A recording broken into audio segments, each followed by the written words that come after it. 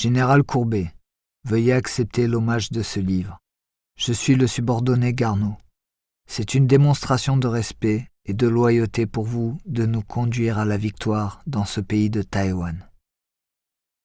Je crois que je me souviendrai de cet événement, dans le cœur des gens de la bataille.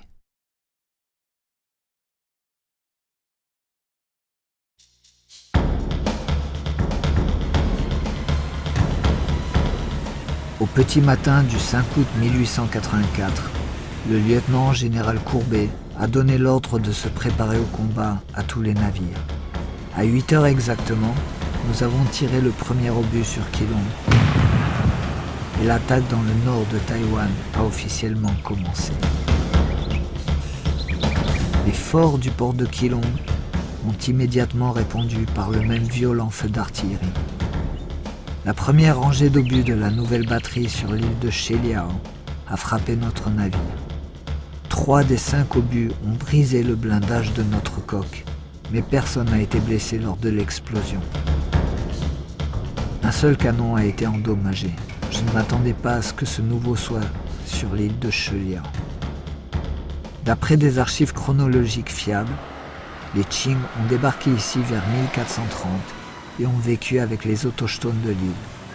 Bien que les peuples autochtones de l'île de Taïwan soient divisés en différentes tribus et parlaient différents dialectes, ils semblaient tous être originaires des Malais. Les indigènes vivant dans Keelung sont appelés Shufan. Ils sont entrés dans un état semi-civilisé. Après-midi, l'équipe de la mine a atterri à Shawan sur le côté est du port de Keelung pour détruire l'équipement du fort d'Erchawan dans le port. Les défenses près du fort d'Erchawan avaient été complètement anéanties ce soir-là. Dans la nuit du 5 août, le temps à Keelung n'était pas bon et les averses ont empêché les marines qui occupaient le port de se reposer. Heureusement, le temps s'est dégagé tôt le matin du 6. Le major général Lespès a conduit les troupes à effectuer la tâche de fouiller les rues et les yamens. Peu de temps après, l'équipe de reconnaissance a rencontré un groupe de troupes ennemies et les deux parties ont lancé une féroce fusillade à bout portant. Nous avons tué de nombreux officiers et soldats Qing avec notre équipement et nos effectifs supérieurs. Bien que les tourelles de canon construites par l'armée Qing présentent diverses lacunes dans la conception, elles peuvent être utilisées par notre armée. Nous devons généralement changer la position de combat de ces tourelles dans la direction opposée. Les tourelles de la zone de Keelung peuvent être divisées en 3 zones. La ligne de défense ouest, sud et est. Les noms de ces tourelles portent le nom du commandant français qui a capturé la première. Par conséquent, la forteresse d'Erchawan, nous l'appelons le fort Lespès. Au petit matin du 1er octobre, plus de 600 marines chinois ont débarqué du côté ouest du port de Keelung pour attaquer les forces à l'ouest. L'ennemi, après avoir attaqué, a rapidement abandonné sa défense. La plupart des ennemis vaincus ont été poursuivis par nos canons de peloton. Ils ont perdu plus de 400 personnes lorsqu'ils ont été tués. Dans notre cas, 5 personnes ont été tuées et 12 ont été blessées. À 9 h du matin, tous les ennemis se sont retirés et la victoire était à nous. Après avoir repoussé l'ennemi, nous avons été surpris de constater que l'armée Qing s'est soudainement retirée de sa deuxième ligne de défense. Et nous avons occupé une nouvelle position sans tirer un seul coup.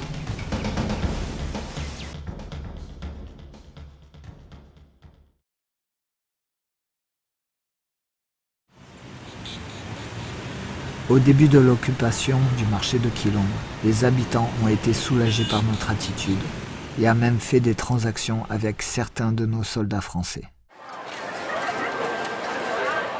Je dois dire que, bien que le goût soit différent de notre cuisine française, la cuisine locale d'ici est étonnamment délicieuse.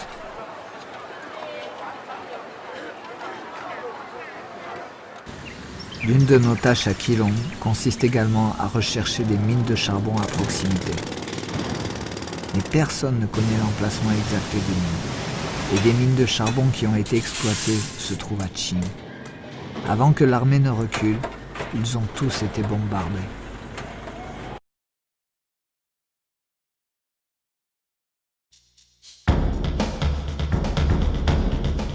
De janvier à février, la pluie a continué de tomber.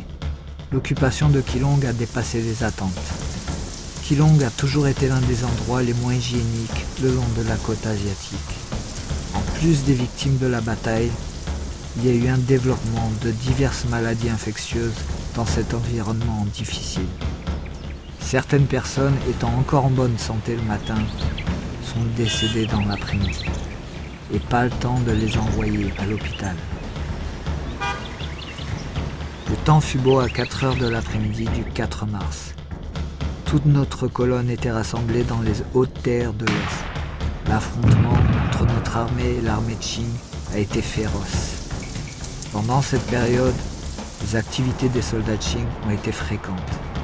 Ils ont rassemblé toutes sortes de matériel défensif non loin de nous et ont continué à étendre les fortifications sur les hauteurs afin que les soldats de Qing puissent être devant nous avec une longue armée.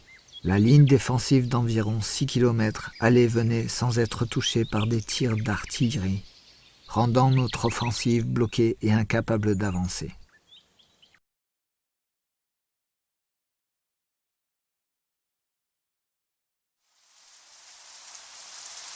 Au petit matin du 21 juin, conformément à l'accord d'armistice sino-français, nous avons commencé à évacuer Keelung et d'innombrables drapeaux de la dynastie Qing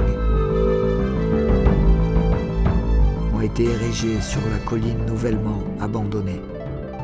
Le navire quitta lentement le port et regarda l'endroit sombre près du fort de Shawan.